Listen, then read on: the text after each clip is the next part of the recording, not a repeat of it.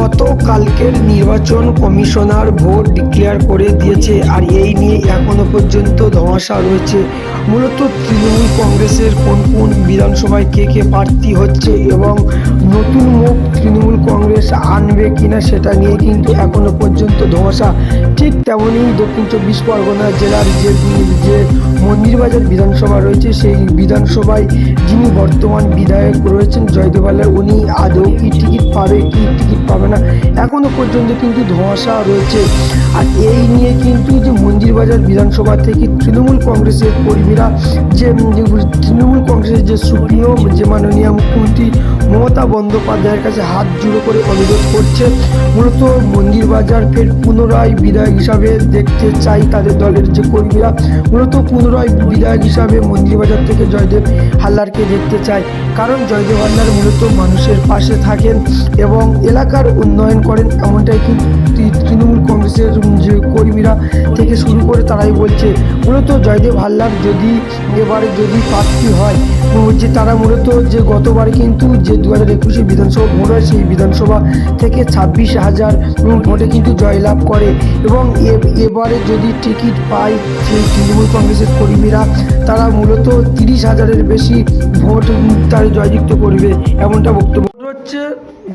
ঘোষণা হয়ে গেছে আপনার এই যে মন্দিরবাজার বিধানসভা, কাকে দল প্রার্থী করলে আপনাদের ভালো হয়, বা যিনি বর্তমানে বিধায়ক আছে উনি আপনাদের এলাকায় কি উন্নয়ন করেছে, বা ওনাকে কি ফের পুনরায় এমএলএ হিসেবে দেখতে চান? দেখুন, আমরা গাবড়িয়া অঞ্চলের পক্ষ থেকে আমরা চাচ্ছি, দিদির কাছে আবেদন করছি, আমাদের মন্দিরবাজার বিধায়ক মাননীয় জয়দেব হালদার মহাশয় যেভাবে সাধারণ মানুষের পাশে তার দায় বিপদে সব সময় সবার পাশে থাকে, বা কোনো কিছু হলে দাদার কাছে আমাদের টোটাল গাবড়িয়া পঞ্চায়েত কেন টোটাল মন্দিরবাজার এলাকা জুড়ে, যে সিপিএম হোক আর বিজেপি হোক আর টিএমসি হোক বা যে যাক, কারণ ফেরাইও না, যে কোনো কাজের জন্য গেলে দুহাত ভরে যতটুকুই সম্ভব তারা কাজ করে দেয়।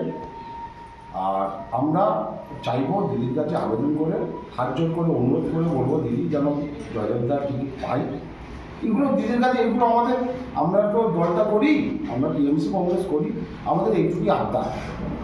আর আশা করি দাদাই প্রার্থী হবে, আর মন্দিরবাজারের মানুষ দুহাত তুলে জয়দেবদের আশীর্বাদ করবে। কত ভোটে জয়দেব হালদার যদি এখানে প্রার্থী দেয় পুনরায়, কত ভোটে জেতার সম্ভাবনা রয়েছে? যা করে হোক, আমরা আগের বারে 26,000-এর সামনে কিছু ভোটে আমরা জিতেছিলাম, এবারে আমাদের আশা আছে আমরা 30 টপে 30,000 32,000 মধ্যে দাদা জিতবে, এ 100%। আর বিজেপি বলে কিছু নেই, ওই দু চার দিন আগে মিডিয়ার মাধ্যমে দেখছিলাম একটু চোরচিটিনবাজ, বিজেপি মানে তো চোরচিটিনবাজ তোলাবাজিদের পার্টি। ওই একজন বিজেপির নেতা ভাষণ দিচ্ছিল, নেতা মানে কি সবচেয়ে বড় চিটিনবাজ, সে ভাষণ দিচ্ছিল, জয়দেবদার দেখা যাচ্ছে না, জয়দেবদার দেখা যায় না, মানুষের কাজে কামে আসে না। আর এই পঞ্চায়েত নিয়ে দু চার কথা বলেছে, কিন্তু ও তো জানে না ও নিজে চিটিনবাজ, ও নিজে ধরা পড়েছিল। ওই আমাদের দাদা সারা রাত জেগে ও আর বাপের ছাড়িয়ে নিয়ে এসছে, ও তো আর ভুলে গেছে, আর ও ভুলবে না কেন, ওর নিজস্ব কোনো কালচার নেই, ওই সব করে করে খায় আর ওই করে বেড়ায়, কি আর বলবো। মানে মানে মানে আপনারা হচ্ছে জয়দেব হালদারকে চাইছেন? হ্যাঁ, আবার আপনারা কি আছে আমাদের? আপনার নাম? আমার নাম বরান মূল্য।